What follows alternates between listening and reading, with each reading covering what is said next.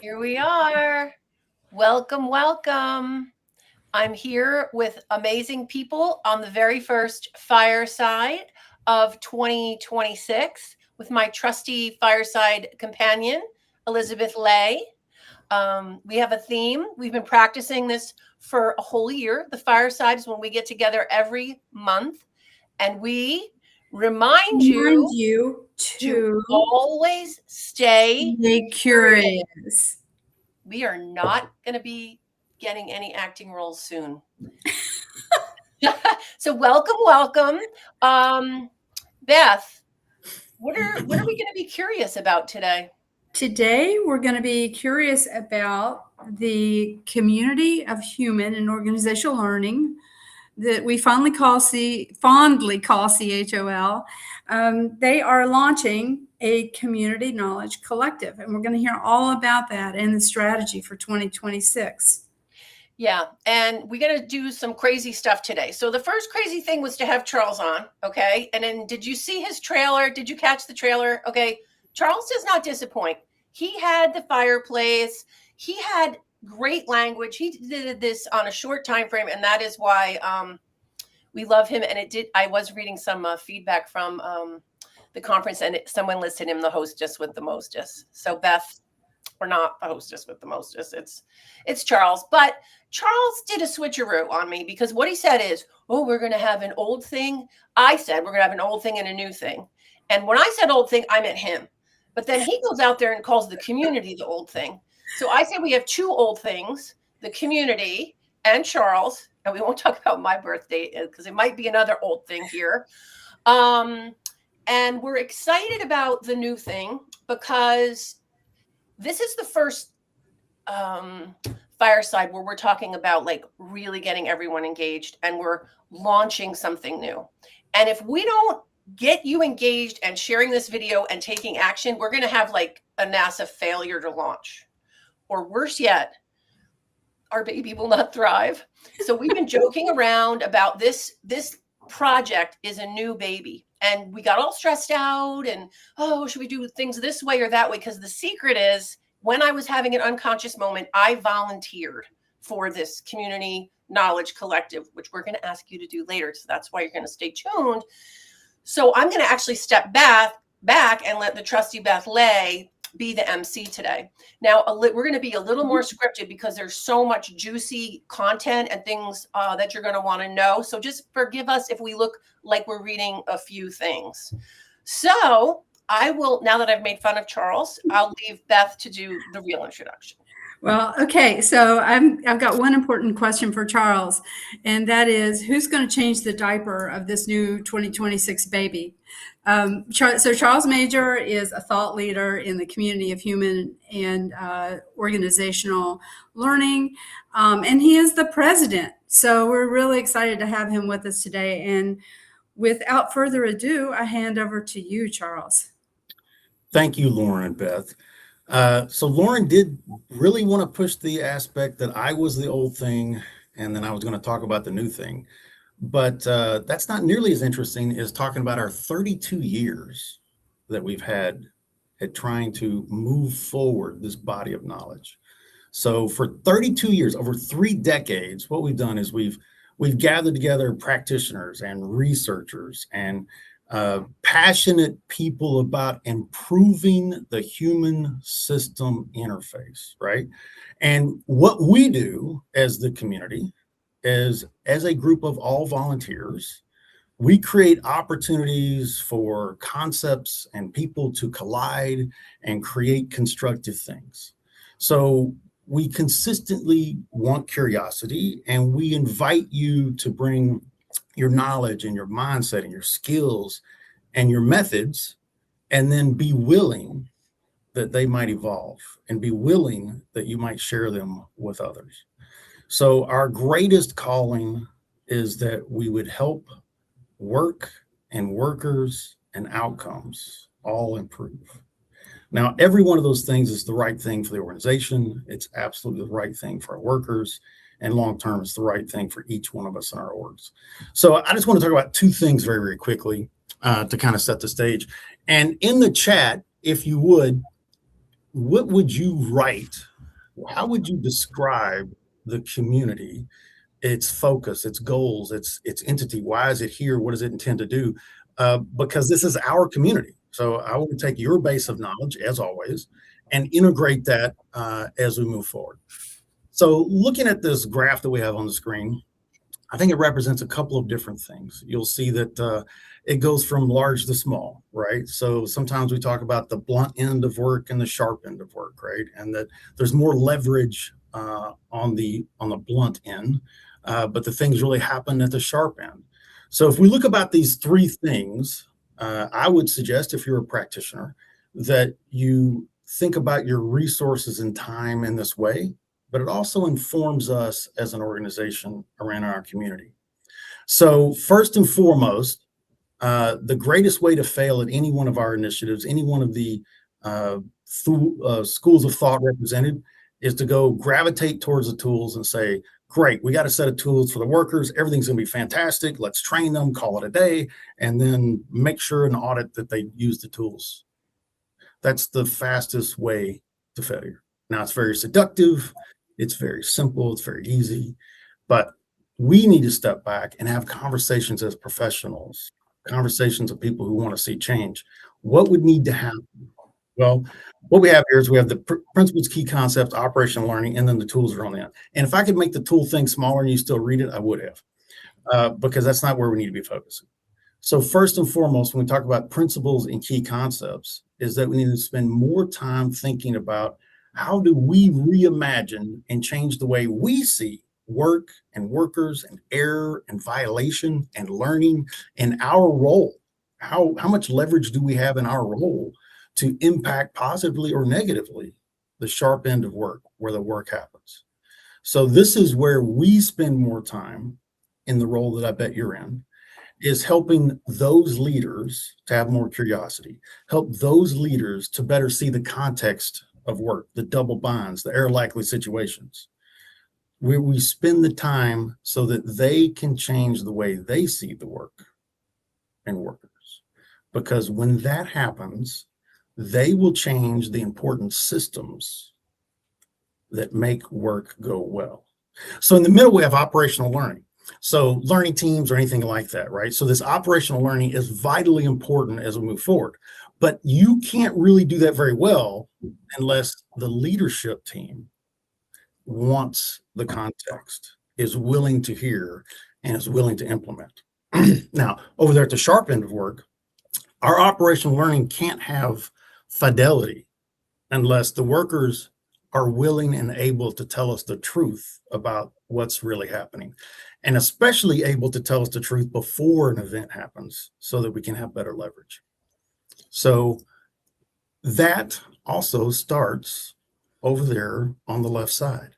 So that's why we spend more time and energy talking and thinking about the principles and the concepts and how do we change the way we and our leadership teams think and act. Because if we don't create the psychological safety, we'll never get the information. Now, all this is angled towards improving the human system interface and boosting our outcomes. It's about helping leaders see the side of the Jenga stack instead of just the top. And each one of us are on that journey to hold their hands and take them there. Because I truly believe that when leaders see the side of the Jenga stack, I've never seen this not work, that they go, wow, I can't approve of that. We've got to do something different. We've got to make a change. But unless they see the side of the Jenga stack, unless their eggshell cracks, and they come to a realization of the part they play in the outcomes, that'll never happen. So that's our important role, because leaders make great decisions when they have good information. That best information lives with our workforce. When we get together, we talk about how do we improve the conversation with the workforce and help leaders better see. So that's some of the things I think that we're kind of angled towards. Now, how do we do that? We do it with our yearly conference. We do it with our fireside chats. We do it with our newsletters, and we can't do it without you, right? So volunteers, everyone on this fantastic screen in front of me is someone who's given a lot, and I greatly appreciate it because it can't happen without volunteers. So as we go forward, I want you to think about how you might volunteer and contribute as we move on. If you take us to the next Charles, slide. Yes. before you go forward, we might have some new folks on here that may not be familiar with the idea of the Jenga stack. And you just spoke about helping leaders see the side of the Jenga stack. Could you expand on that just a little bit? So it's a very common metaphor that we use around our sense of learning, is that the people working in the system are working on that side of the Jenga stack. So they see where all the holes are. They're having to make the adaptations to create success daily. They're making the adaptations so that success and safety and resilience happen. And the longer they're working in that system, the more we start to deplete that capacity as we take out these blocks, and the system becomes less stable. Whereas our leaders, in their exalted state, they only see, for the most part, reports about a process. They don't see the process. So metrics are usually green or a little trimmed yellow. This stack looks pretty good from that 30,000 foot view they're up above. So when we say the view of the leader versus the view of the worker, the leader sees a pretty solid looking structure due to the KPIs until we have the failure. And then it comes as the biggest shock that ever was. And they get so dismayed about how many holes were in that side of the Jenga stack in which they want to wear. So we are helping to create that shared perspective, knowing that leaders are good people too. They come to work to do the right thing. Thank you, Beth. Thank you. All right. So as we look here, is that we're not trying to destroy or particularly replace a lot of things. We just want to go beyond where they naturally exist. So look, it's natural, normal, and easy to fix the worker, which means when something goes wrong, I'll look at the sharp end of the stick, and we will almost always find in some way that person made a decision, took an action that they wish they hadn't have, and we wish they hadn't have, and it probably did not particularly 100% fall within the way work was described, right? Now, what's also true is that adaptation creates success over 99% of the time. So that is not the cause of the issue. So moving beyond trying to fix the worker, and fix the worker typically looks like I'm going to retrain you, I'm going to coach you. When if it was an error that has zero impact kind of on that outcome. So moving beyond fixing the worker to understanding and improving our systems and their capacity to adapt in real time to upset conditions that we continue to create success. From learning from failure, which we absolutely have to do and should, to learning from normal work. Because everything that currently is in our systems that make it cognitively difficult or physically hard will eventually emerge some way as some kind of failure, either financially, safety, equipment reliability, right? But those weaker signals, those things, they're embedded in our systems now. And if we have the ability to learn where they are now, we can make changes now and not have to suffer the loss. So we want to move from giving safety mottos to giving safety methodologies, right? We want to put tools in people's hands. Now, counterfactuals, if you're new to this game, counterfactuals just means things that didn't happen, but boy, we sure wish they did. That's listing about failure to follow procedure, failure to supervise, loss of situational awareness. They don't explain anything and they don't fix anything. So we want to move beyond that and understand why people chose to do what they did. Once we understand that, we can then change the context of that work to change the decisions for almost everybody moving forward. Now, the next one, probably a little controversial, I'm pretty big on this though, is that moving beyond empowerment. Because I'd say, oh, you're all empowered to stop work. You're all empowered to go out and do the right thing today. You know, you own your own safety. Whereas I want us to get to a place where we enable them. Are the tools available for them to actually do that? Have we made it easy to do the right thing and hard to do the wrong thing? We want to move beyond compliance. Compliance is absolutely necessary and required to go where we want to be. But it's insufficient to take us to where we need and want to be. So it's necessary, but it's not sufficient. So we want to move beyond compliance and get to a place with our engagement that we have collaboration and then we have commitment, right? And that's to each other. And then auditing, absolutely important. I want us to move from auditing to ensuring success. So auditing is where I tell you where you did it wrong and you better get it right next time. Ensuring success is where I see you as a partner in the outcome and I see my part is playing in that. I want to be part of the solution. And then moving beyond our natural, normal state of reaction, which is to be in shock and awe and anger and disappointment, into one of curiosity about how would this happen and what is the best long-term response for our people. So I will read your comments, and I appreciate those things, and throw in more. We need more and more information coming from you. Now, if you want to be part of this, or you want to be a bigger part of this, if you're on the bus and you want to change your seat to get closer to being in the driver's seat, some things we need to do. One, connect with the community. So I'm kind of speaking to the choir. You're already here today, right? But look for other ways to collaborate, and then contemplate, and then get together with other people and construct, right? So we need all those things, but we need them to end in a product, right? A practical application. So if you're a practitioner, I really encourage you to become part of the presentations at our formal conference, or join a venue like this, right? That it's super useful. People want to hear about your struggles and your wins and every other thing. So the second is to commit to the conference, which means block off the dates, be in Denver, bring a friend, and then also that contribution. So how might you contribute? You could submit an abstract. They're open right now, right? So you could tell us your story. We want to hear it, because sharing and learning is what we're all about. So that is the contribute piece, which brings me to the excitement of what's kind of next here, because it's been brewing for over a decade. One of the things that has sorely been missed, but we're an all-volunteer army, things kind of move slow, is a place, a hub of knowledge, a set of resources that you as practitioners can go to and kind of pick and pull, and then add back when you make it better.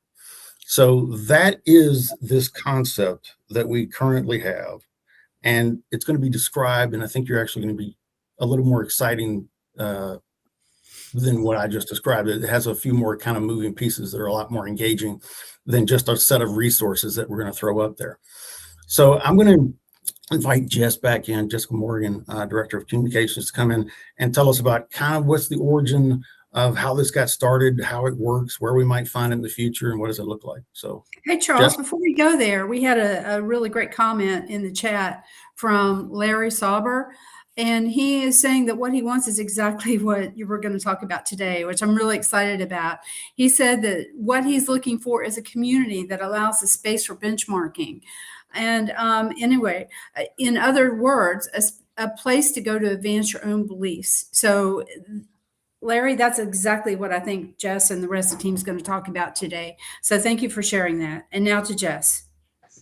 Well, good morning, everybody. It's on the West Coast. We're just at 8:20 in the morning. So thanks for joining us. I'm going to hope I'm not going to echo too bad. I tried to steal my 14-year-old's gaming microphone. So if it sounds extra fancy or looks fancy, that's why I can't claim it. As Charles said, I'm the Director of Communications for the community. I've been involved in this organization since 2020. And as the marketing person, I have to say it is a blessing to interact with such smart and caring people who are doing good things for the world. A little bit of a background on this new Community Knowledge Collective. In my role, I'm tasked with making sure our information gets to the public. And one of the biggest disruptors in recent years has been the introduction of AI, and people are gathering their knowledge differently. They're no longer just going to Google and entering a search and having whichever websites have the best search engine optimization pop up. They're going to Grok, they're going to ChatGPT, they're going to other areas to find their knowledge. And in my research over the last couple of years, one of the best ways to do that is to develop a really robust content system within a website. And so that met two goals. One, which was Charles, which he said was over 10 years in the making, is developing this hub, this resource list for our community members to access the information that they're looking for. Then it just also happens that that's what these chatbots are looking for in order for our website to get found. So it was kind of a as Bob Ross would say, a happy little accident that these things work together so well. And so some of the people that you see on this fireside this morning answered my call to help develop this content stream. And what started for me is just hey, I've got to get our website showing up in Chat GPT. I've got to get this information in front of you, has turned into a work group of volunteers that are truly advancing some of these ideas. The people on this volunteer committee met multiple times to really develop some core messaging pillars. They reviewed our feedback from our past conferences to really practice what we preach. We listened. We heard what everybody wanted us to talk about. We heard what was important to them, and this group of volunteers got their heads down and they really worked well to create some of this content. And before I introduce Ashley to talk about that, I wanted to show you where you can find this information on the website. Just an FYI, I am in the middle of a redesign on the site, but for now, you can find it. If you go to the homepage, up on the top menu there, you'll see Learning Center, and it's now listed in one of the drop downs there. Or if you navigate directly to the Learning Center, there's now a new button at the bottom that will take you directly to the Community Knowledge Collective. And once you click on that, this is what you'll see. I'm trying to clean it up. I'm trying to make it visually appealing for you, but you'll see our homepage and you can access all of our existing content there. This new volunteer group will begin publishing our new content here within the next week or so. So you will start to see a regular influx of new resources available to you. But when you navigate to this page, you can either view all of the posts, or there's a gray menu bar there in the middle that is broken up based on the type of content. Maybe it's a case study that we found really interesting. Maybe it's an opinion piece.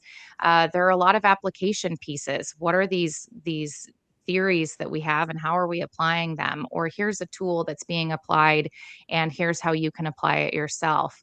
So that's some of the logistics, but it's going to maintain its space on our website. And again, we're going to start publishing some new information there soon. And Ashley, if you want to take over and introduce some of these content pillars that you guys created, I'd appreciate that. Yeah, happy to do that. Good morning, everybody. For those of you who have not met me, my name is Ashley Goulding. I'm one of the volunteers who's been helping to sort of build out the Community Knowledge Collective and thinking about how do we organize the information in a way that is most useful and accessible to the community. I first got introduced to HOP and to the HOP principles by our very own Charles Major, probably about 8 years ago. And as somebody who was trained as a systems engineer who had a background in operations, it immediately made sense. All of these, the principles made sense. The way we were looking at the problem made sense. And it was interesting because I was trying to find myself more information about this. And so Charles was a helpful resource in recommendations and books and places I could go to learn more. And eventually I got involved in the broader community and started coming to the conference probably about 3 years ago. And so this was something I was very inspired, I think, whenever Jess was putting out a call for volunteers, because this is something that would have been very valuable and useful to me whenever I was first learning some of these concepts and ideas and trying to figure out how to apply them and what were examples, especially across different industries outside of safety or outside of manufacturing or operations. And so this was something I was excited about. I think this is a very unique community. People here are enormously generous with their time, with their knowledge, and with their support. Every time I've attended a conference, I've had several conversations with many of you about what you're up to and how you're thinking about things and a new book you read. And did you see this article that was published? And here's a case study that I've recently done. And so I think we're all very excited about this knowledge collective as an opportunity for us to, throughout the year and beyond just when we're together at the conference, have a place to go to share that with each other and to provide information about what we're up to and what we're trying, and to continue to learn from each other as we go. So this is something I think, speaking for myself, speaking for Lauren, like I think this was something we were very excited to help set up and put together. So as we started talking as a group of volunteers about how should we organize this information and what are people wanting to know, and what would make the most sense, we started with the feedback from the community, with everything that we had heard and collected from the most recent conference, from the last couple of times everybody was together. This is a pretty broad and a pretty diverse group of folks now in the community. We have people across a lot of different industries. We have some people who have been practicing HOP in the safety space for several decades. We have some people who are several years into applying it in healthcare situations. We have people applying it to brand new industries.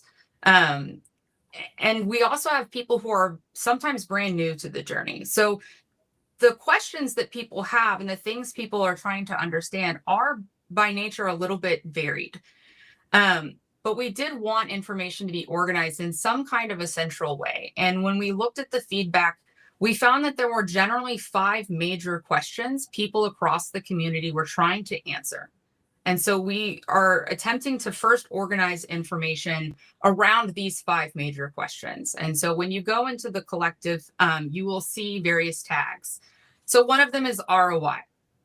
There's a lot of questions that people in the community have been asking and have been asking for some time around proving the ROI for the work that we do and making the business case. So questions like, what can I show my leadership that will help, drive investment in the work that I'm doing?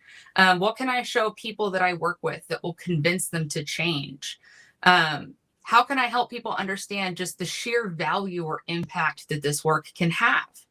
And so those are all kind of going to be grouped together under ROI.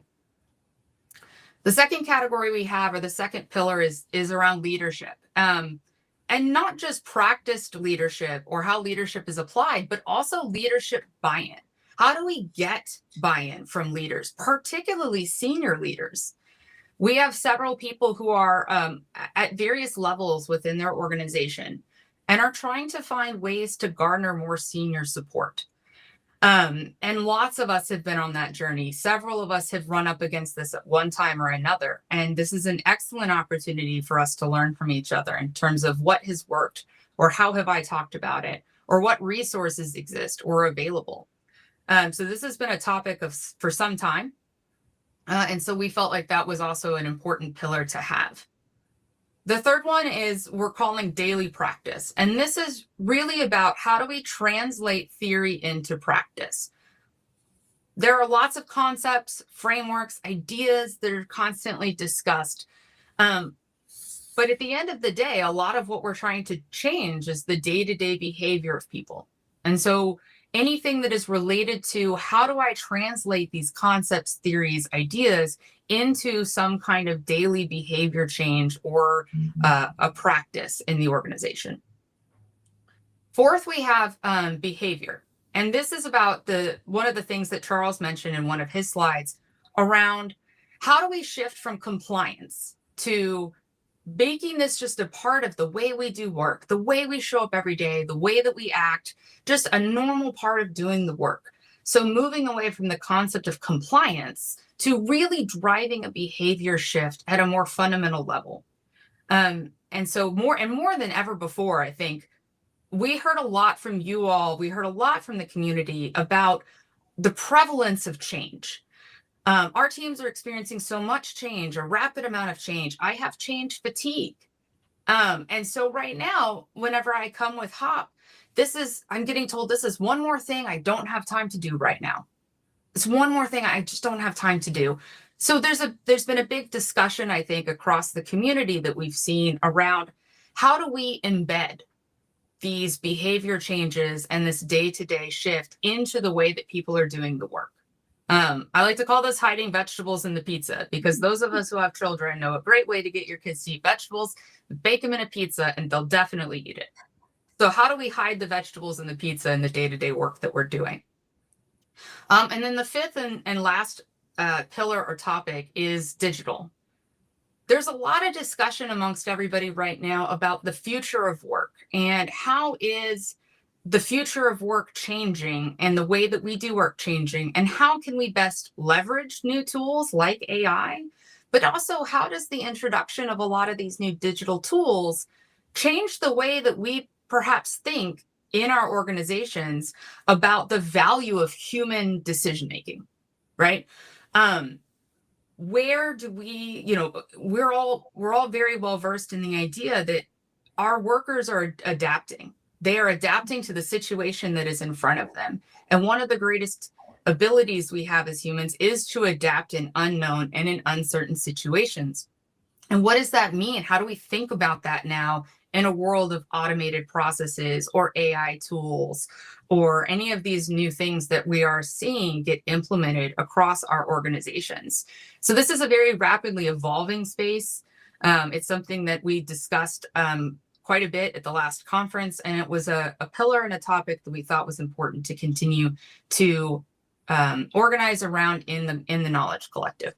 So those are the 5 topics or ideas or questions that we're seeing people want to access information around. So that's how we've chosen to organize the Community Knowledge Collective information. And so as Jess said, you can go in and you, when you go to click on any of the articles or the ideas, you can see and you can search by the tags. But in addition to that, one of the other things is we wanted to include a variety of different kinds of information. Jess mentioned that some of these things you can see in the gray bar across the top. Some are case studies and some are application. Some are opinions. And so we have a variety of different categories, and we really invite all of you who are on today to think about what kinds of information could you share with the collective. It doesn't have to be, a formal article presenting a brand new framework. If you have new concepts or ideas or thoughts on concepts or ideas, we love that. And that's you'll find those under thought leadership. But we're also constantly interested in, did you read an interesting article recently? And do you have thoughts or opinions on it and how it could be applied to HOP or how it differs from some of the things we talk about? Submit that as a book or as an article review. Our opinion articles are opportunities for us to discuss topical events or ideas that members of the community have, sometimes in a fairly provocative or boundary pushing way, right? We want to challenge the current way of thinking. And that's a great opportunity for us to continue to do that. And then we also mentioned application. Application are opportunities for us to show or think about how are we applying some of the concepts and the ideas in the way we actually do work, which is particularly helpful for a lot of our newer community members who are trying to navigate these ideas and concepts and understand what does it look like to apply them? How can I do that? Not everything has to be a massively complicated program. If you've got an example of how you recently applied visual management to help improve decision-making in a space, great. We'd love to hear about that. So we're looking for lots of different kinds of information to be collected. So we are really interested in hearing from all of you. And so we invite you guys to please go ahead and submit and let us know what you're working on and what are you thinking about?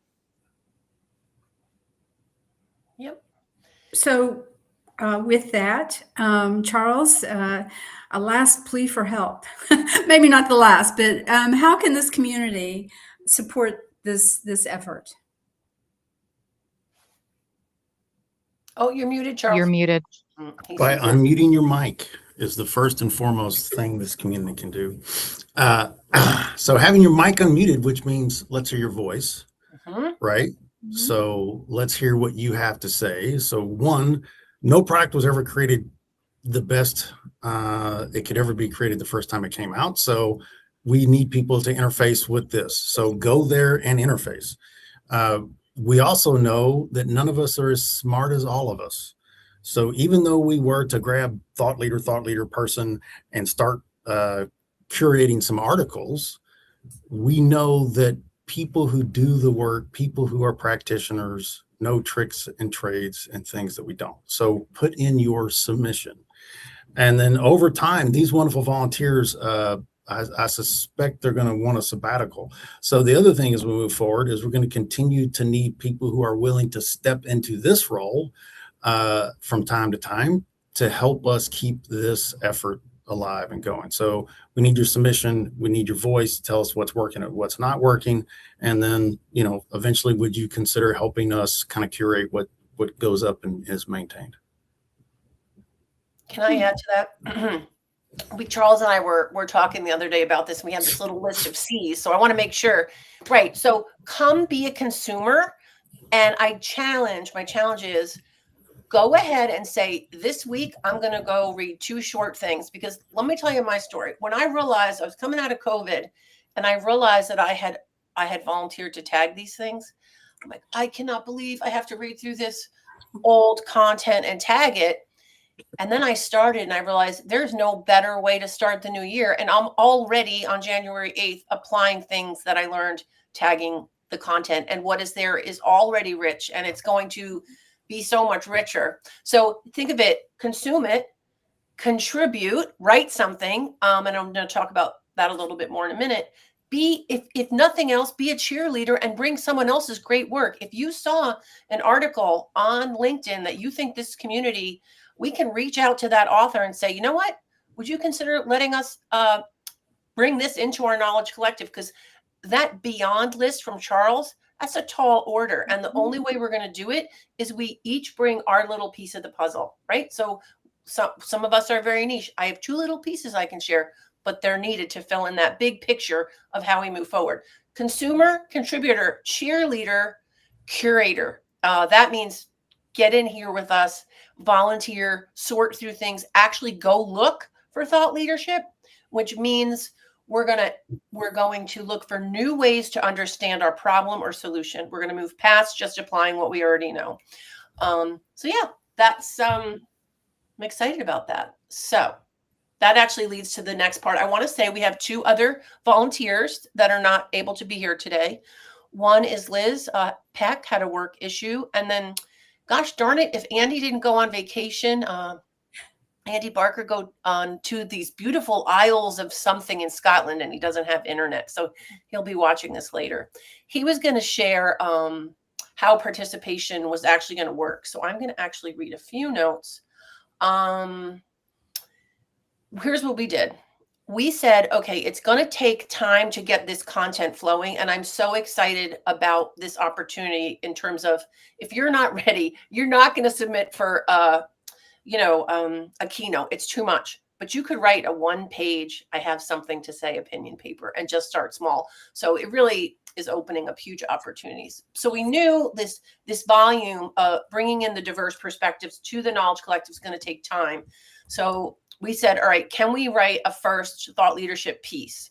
So Andy, what he did was really brilliant. He went back and he looked at the feedback from the conference, and he found these are across the roles, people were struggling with initiative overload, low engagement, unclear return on investment, and a difficulty securing buy-in, which is also very much aligning with the pillars. So Andy wrote a framework for an article. And the amazing thing that happened, we as a team went back, shaped it. You would have thought it would be hard to write something together, but it actually was a joy. So in that first article that's coming out in 2 pieces, you're going to learn how to sort through what initiative do we take. We'll introduce looking it through is this a value problem or a volume problem? And then you're going to get clear action on the questions to ask to separate what is going to be worthwhile and meaningful in this organization and what should we not do. And we're going to end up with that change fatigue that Ashley was talking about. And there's a case study in there. So that is going to be coming out, and we're counting on you. We are not thought leaders. We are curating. I mean, I like to think I have a thought and I could lead in a tiny way, but you're out there thinking and doing. You know who the thought leaders are. We need their pieces. So, okay, how about this? Can you put into the chat from the top of your head, if there was one thing today, I'm going to go to the collective and see if there's an answer for this. What might it be? Would you guys throw that in? And then we know we have a little delay, but we would love to see, because we're just taking the pulse. Like, what's your question on your mind today? And Lauren, while people are getting ready to enter that in the chat, I just want to recognize that we have heavy representation from the Northwest today. We've got people from Vancouver. We've got people from Whidbey Island in Washington State. We have There's 3 of us from Washington for sure. So go my state. Wow. Yeah, go Washington State. And we have as well Ahmed from Ontario, Canada. So welcome, Ahmed. Wow. Yep. And Steve, Christina, that's, you guys are early birds. Oh, and somebody who's in the evening. Cool. Where are you today? Marash? I'm probably saying your name terribly wrong, and I apologize. Oh yeah, we'd love to know, where are you? And of course, what you're thinking about. And if you can't think of what you would, does anyone out there have an idea of what they would like to write? Has something popped up in your mind as we're going through this? Oh, we got Texas here. All right. All right, Charles, you're not alone. Home. Yep. The other piece we wanted to say, wanted to talk about this idea, how we said writing as a team went really well. If you're more of a thinker, but not a writer, but you really have something to say, just reach out and say, I want to create something around this. And we can pair you with a partner who might give you just that little boost of confidence that your article is going out there finished up in a way that you feel comfortable with. Being a Lauren, digital, yes. Reach out to who and how? Okay. Well, you would go, Jess, would you explain that? Yeah, so if you're interested in contributing, there are a couple of ways to get involved. Right there on the website, when you visit the Knowledge Collective space, there is a button that you can just submit your article there, and that will get sent directly to me, and I forward that on to this volunteer committee. And there is usually some editing that goes along with it to make sure that it populates our website the way that it needs to go. Or you guys can reach out to me on LinkedIn, or hopefully all of you are getting our marketing email. So just reply to any of those emails and say, hey, I want to get involved. I have an idea that I'd like to share with this group, and I'll get you connected to the right people. So, and I'm seeing a lot of great information popping in the chat. And in addition to kind of the topics you want, are there any of these, we're calling them thought leaders, anybody in your community, anybody you're connected with on LinkedIn who you think we need to be listening to or bringing into the fold? Connect us with them. Send me a message on LinkedIn. Send Lauren or Beth or Ashley or Charles a message, and we'll do what we can to connect with those people. Yes, and we have people answering our question. Thank you. And we got Frank from Germany. Hey, Frank. Bob Elms is here, and Charles. Betsy from Arizona, I think. Yep. Was it? Yep. Yeah. Steve. Yeah. So Frank would be looking for, is there a meaningful way to extract the best out of BBS and to align it with HOP? That could be an article or a fireside. Hey, Frank, what's one of the things that you think is the best? Give him a minute to write that. While Christina says, how about if you like helping others synthesize thoughts, but don't have your own to contribute at the moment? Maybe form a team, be a team leader of people who are thinking about a particular topic. Beth had brought that up the other day when she heard what was going on. And someone else has a question. Can someone read the top one there? Anwar is the human performance training instructor from somewhere. Anwar, where are you from? But I don't see a question there, Lauren. Oh, someone said, how can we embrace and fix things that are wrong with some of our fundamentals, probably at work, while also making sure we're focusing on innovation and what's coming next for business? Trying to have your mind in different time zones, right?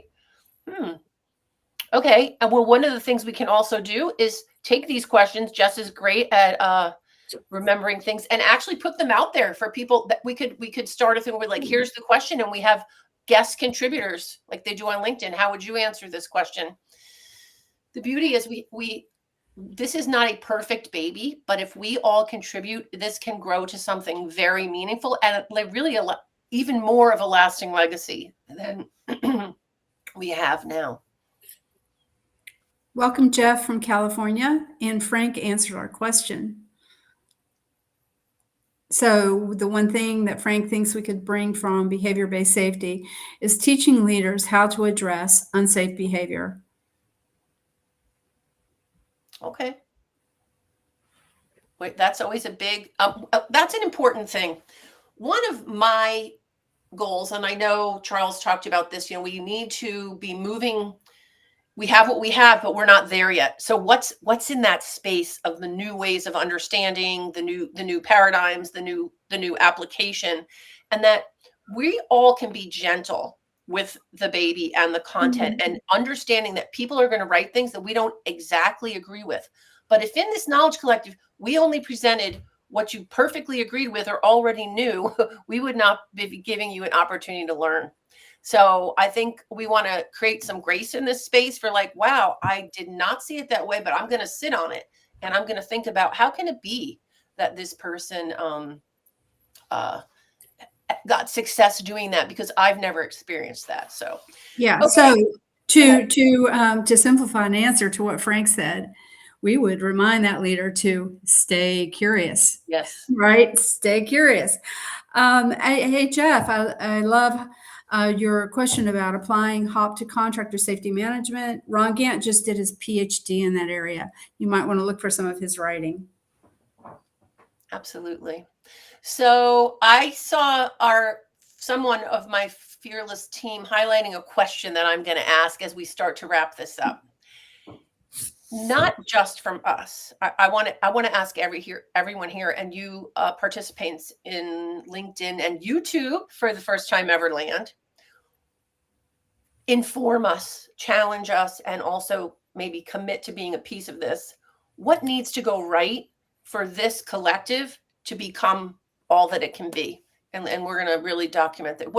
What's your wisdom that we need to apply to make this go right?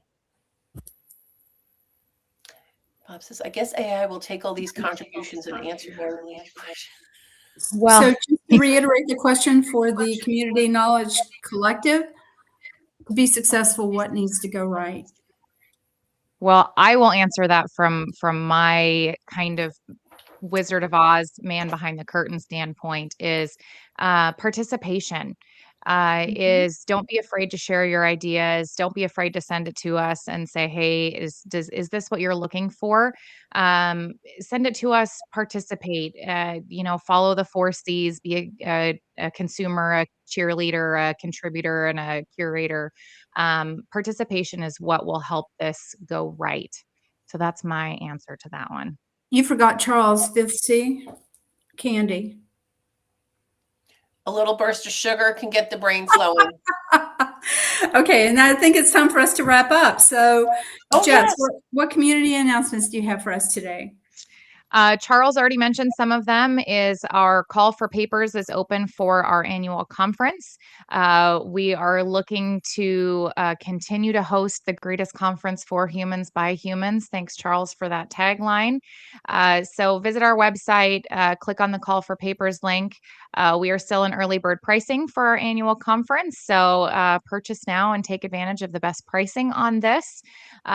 We have our first quarterly workshop. We've transitioned from monthly webinars to quarterly workshops online, and that will be in February. So you can find information for that online as well. So those are my big announcements. And if you haven't already signed up for our newsletter, click the subscribe button on our website and you'll get information delivered directly to your inbox. And team, what do we remind people before we quit? Here's a hint. We remind people to stay curious. Thank you. Yes, and I'm going to challenge everyone, us and everyone in LinkedIn land. Can you share with one person today that we're doing this?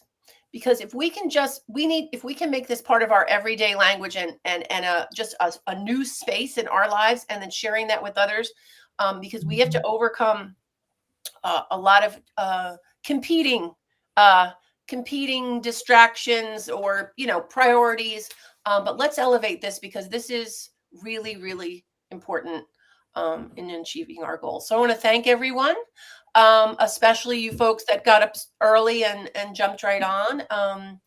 Feel free to share the recording on LinkedIn with your folks. That could help spread the news. Thank you, Charles and Ashley. We miss you, Andy and Liz.